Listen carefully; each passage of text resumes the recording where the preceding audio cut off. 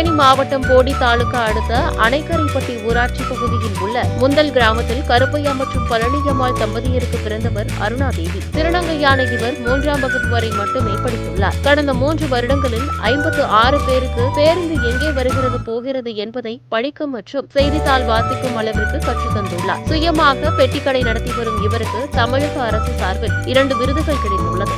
தமிழக காலை சிற்றுண்டி திட்டத்திலும் தற்காலிக பணியாளராக பணியாற்றி வரும் இவருக்கு நிரந்தர பணி வழங்க வேண்டி தமிழக அரசுக்கு கோரிக்கை விடுத்துள்ளார்.